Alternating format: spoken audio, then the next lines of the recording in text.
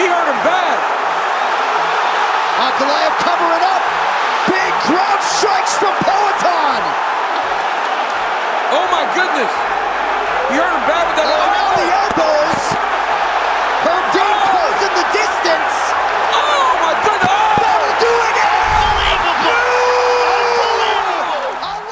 Alex Pereira knocks out Magomed Ankalaev in just 80 seconds, a rematch that many said should never have happened. But it did.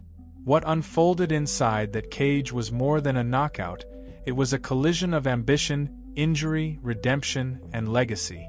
Today we peel back every layer: the lead-up, the hidden damage, the precision strikes, and the aftermath. In March 2025, at UFC 313, Magomed Ankalaev defeated Pereira by unanimous decision to claim the light heavyweight belt. That loss haunted Pereira. He had walked into that fight compromised, he later admitted. The MMA world buzzed when the rematch was announced at UFC 320, held October 4, 2025 at T-Mobile Arena in Las Vegas. Fans and pundits lined up predictions. Could Pereira reclaim the throne? Could Ankalaev put the ghost to rest? Promos dropped with intensity. Pereira's aura, always menacing, felt heavier. Ankalaev, confident in his reign, played the part of a king defending his crown. But the corridors backstage were colder: whispers of injury, restricted training, and unspoken doubt. 20 days before fight night, Magomed sustained a fractured rib during training. The injury was real, painful, and disruptive. Sparring sessions were cut short. Some drills canceled entirely. Coaches whispered that he should never have passed the medical check. Yet, the narrative for the public remained untouched. Ankalaev's face in media looked the same: confident, composed.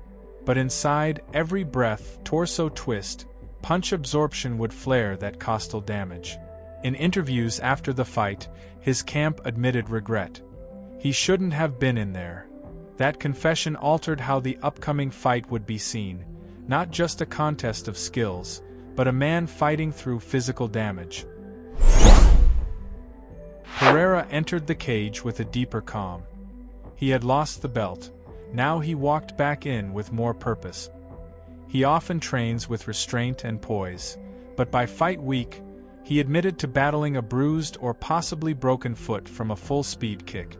He chose to keep working, refuse extensions, refuse delay. This duality, one man injured behind the scenes, the other pushed by adversity, set the stage. Pereira's camp noted subtle adjustments in his striking game. Slight changes to range, faster readjustments in stance, and sharper counters. He smelled weakness. Bell rings. Both men step to center. Immediately Pereira pressures forward, intent in his gait. Ankalaev reacts, measured, but slower than usual. Pereira jabs, establishing distance, probing Ankalaev's guard. Pereira feints left, slips a right hand clean between guard and head. Ankalaev's posture dip. Pereira misses a leg kick, but steps in again, fast. Right hook, Ankalaev wobbles. Ankalaev attempts clinch. Pereira powers out, lands a knee in the pocket. Pereira pours on elbows and hammer fists. The referee stops it. The fight is over. Statistically, Pereira landed 28 significant strikes to Ankalaev's 4. Accuracy, pace, dominance. To an outsider, it looked like a clean end. But, to insiders, the injury whispered with every movement. Ankalaev's ribs flared. His core gave to leverage. Pereira's precision struck cracks. Ankalaev dropped. The cameras caught him reaching for his ribs as he was let out. No one had ever rendered him unconscious in the octagon before. His 14-fight undefeated streak ended, his aura fractured. In the press scrum, Pereira bowed to respect, acknowledging the gravity of the moment. He dedicated his win to the memory of Arthur Jones, asking for a moment of silence in the cage. Ankalaev, in his post-fight social media, cited faith, weakness, humility. He called the defeat a test, a lesson, and promised to return stronger. Fragile and raw, the man who once looked invincible was human. Critics argued, this wasn't a fair fight. Ankalaev's injury made it a mismatch. Others countered. Pereira saw his chance, struck hard, and completed his redemption in unforgiving fashion. Pride versus reality. Pain versus timing. Skill versus vulnerability. The fight sparked debates about fighter safety, medical disclosure, and whether UFC should have intervened earlier given the injury rumors. Meanwhile, Pereira's ranking shot upward. Ankalaev dropped in pound-for-pound list. The division's balance shifted overnight.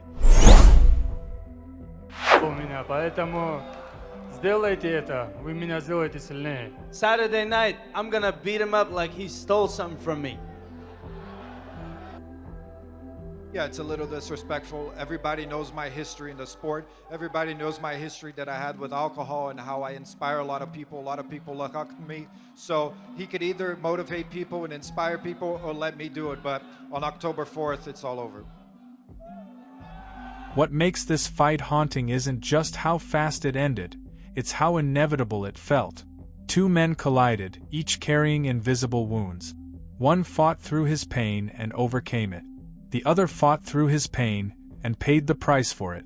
The UFC thrives on chaos, but this fight reminded everyone how thin the line is between courage and recklessness.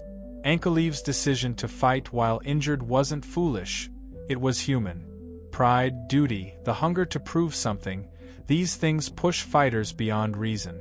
But in that same cage, Pereira showed what happens when patience and pain coexist, when every lesson from defeat gets distilled into precision. He didn't just win back the title. He reclaimed a piece of his legacy. Now, as the dust settles, questions remain. Will Ankalaev ever be the same after this? Can Pereira maintain his dominance against the next wave of contenders?